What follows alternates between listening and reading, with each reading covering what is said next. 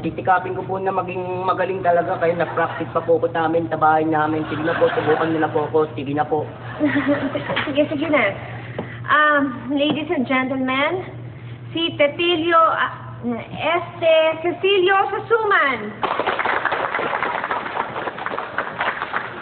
Salamat po.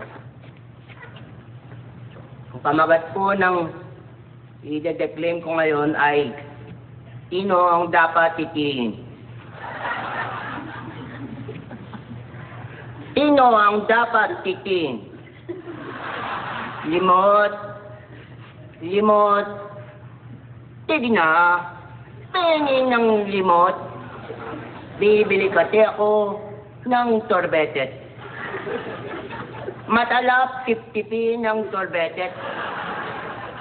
Dahil ito ay tunay na malata. Buti na lang, may isang babae sa akin nagbigay ng 10 pito. Wala pa raw siyang matawa. Ang ibig sabihin, siya ay ang saya-saya ko dahil mahilig ako sa kung akong mag-aasawa, gusto ko ay ang kaso, biglang dumating ang bading niyang kasama.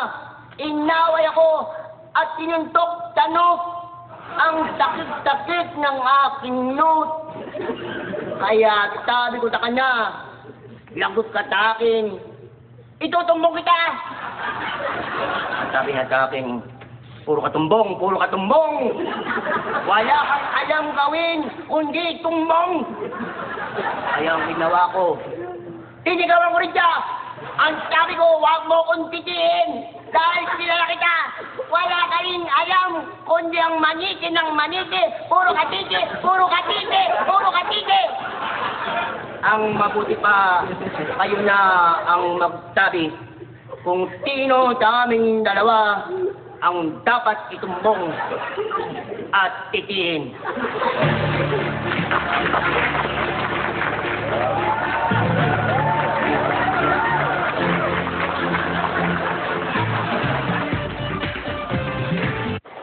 Before, I was happy naman with my facial cleanser. I don't know.